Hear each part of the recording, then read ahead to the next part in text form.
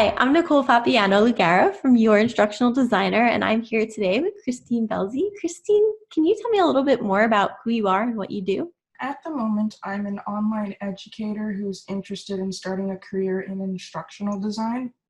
That is really interesting. So what does that look like? How did you get into the whole online education space?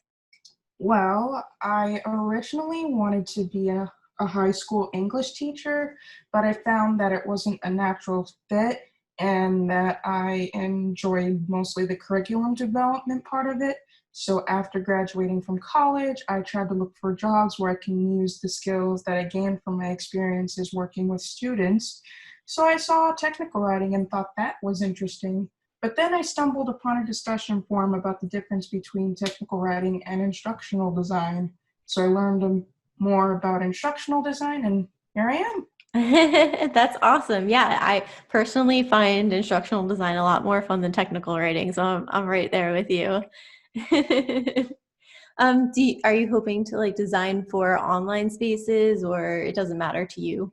What kind of Um, Online spaces is an interest of mine.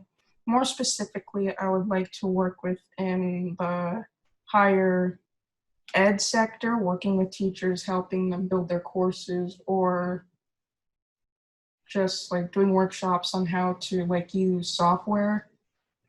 Yeah, that makes a lot of sense, and that's definitely something that is much needed right now, considering we're writing in the middle of the pandemic. So what's it been like for you, this journey of kind of figuring out where you want to be? Quite interesting. Each day I'm learning new things. Like I recently,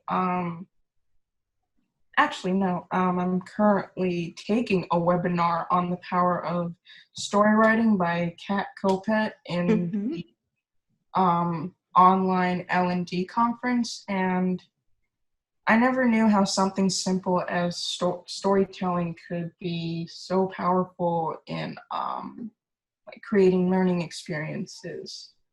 Like I learned about the story spine, which was dubbed by Pixar, and it talks about like certain parts that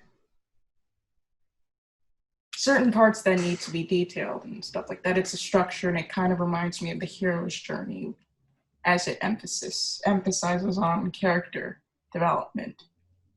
Yeah. I've actually taken a Pixar storytelling course myself. It's some really cool stuff. Oh, cool.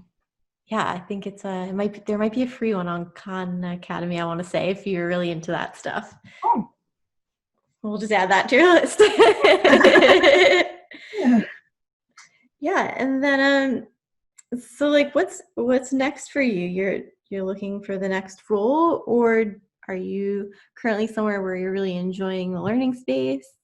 Um, at the moment, I'm currently looking for more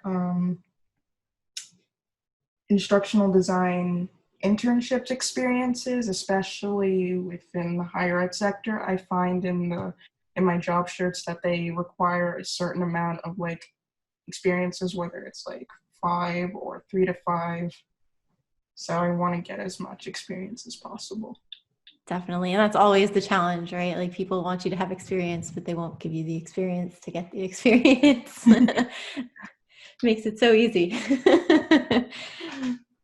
Awesome. Well, so I'm wondering, you've kind of gone through this process and you're now seeing education from a lot of different perspectives, right? You're seeing it from the educator, you're seeing it from the online educator, which I think is a really unique vantage point. How have those things shaped how you think about instructional design? Hmm, that is a really hard question. Sorry, I kind of threw this one at you, but I'm like really interested in your story. I think it's pretty neat. Hmm. Honestly, from a student standpoint, you really want to engage the students. You really want to be engaged. You want to make sure that the content is pertains to what you're experiencing. And from the educator standpoint, you kind of want to do the same thing, I guess. Yeah, I think engagement's really important. Yeah. I don't know if you find this, but like I think I used to teach and I find instructional design is really cool because you can amplify your impact. Like when I teach, I could only have 25 students in my classroom at a time, but now I can create something that 25,000 people will use at an organization to better themselves. Oh, definitely, definitely. And another common thing that I found is the importance of accessibility. That's something that Mm. I'm becoming really interested in, whether it's adding captions or learning about alt text or just adding more inclusive language. I recently learned that accessibility is about not just the things that I previously mentioned, but making sure that the content is presented in a way that the learner demographic understands. Like, say you're doing a learning experience dedicated to an immigrant population, so you want to make sure that the language is nuanced in a way that they can understand, and so they could have a great learning experience. Absolutely. That's so important to think about. And I do think it doesn't get thought about enough. So I really appreciate you bringing that up. Mm-hmm. And yeah, I don't think enough instructional designers really think about what that means. And not just with the writing too. I also find with, especially when you're using characters, it's also important to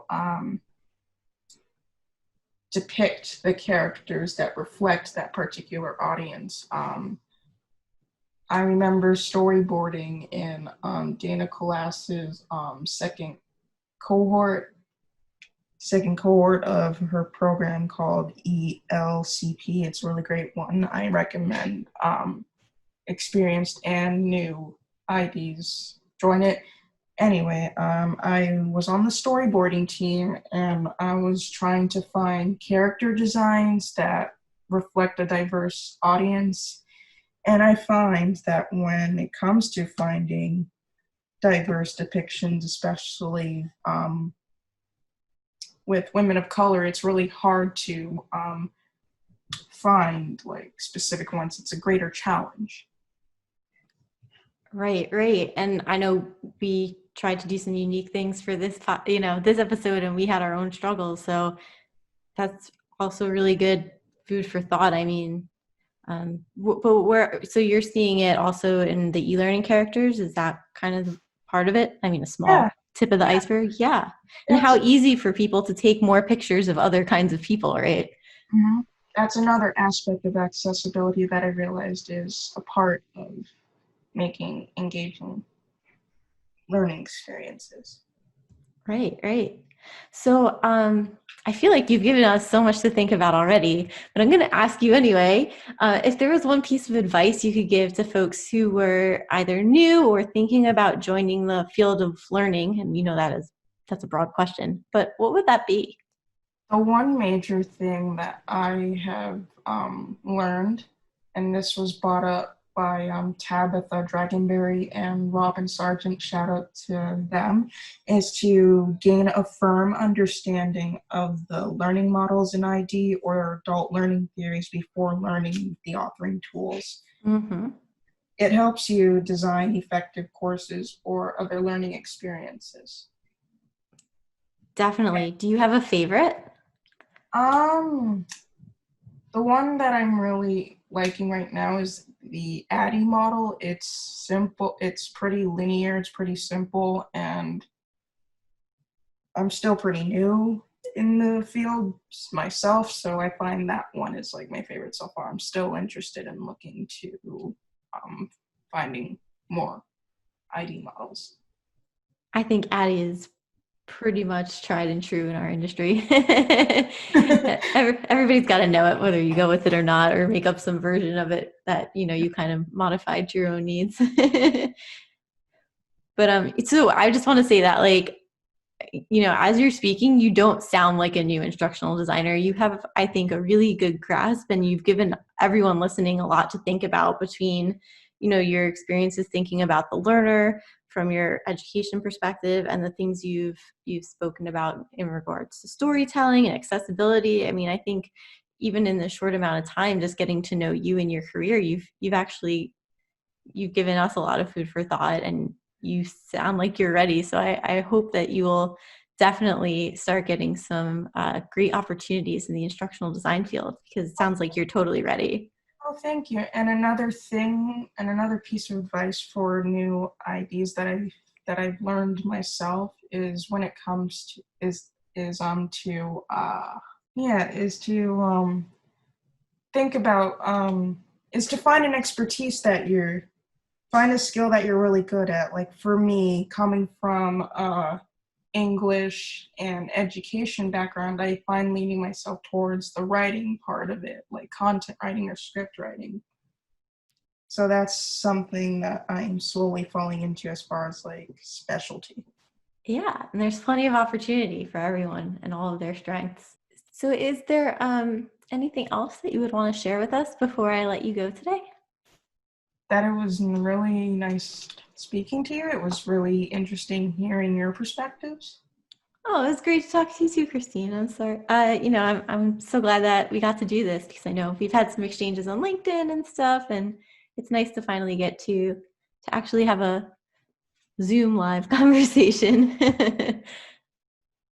Oh, another thought just came to me. It's also helpful to find a mentor. Nyla Spooner is one great mentor, especially for women of color who are interested in going into instructional design. So I highly recommend new IDs to join her 100 IDs cohort and to join her happy hour sessions, which is happening today, I believe.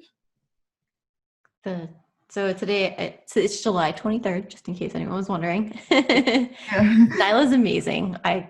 I couldn't agree more that she's a fantastic mentor, and that having that mentorship can really be, like life-changing in some ways. Definitely. Yeah. Well, thank you so much for joining me today, Christine. I really enjoyed getting to speak with you and learn more about your experiences. And I know that there are people who are watching this who are sort of in the same place and starting to make that transition. And I think they're going to get a ton of value out of hearing about your journey. So I'm really happy that you could be part of the Learning Pro Intro series. Oh, thank you. It was nice joining your series. Okay, well, until next time, thanks for joining us on Learning Pro Intros. Mm-hmm. Bye-bye. Bye.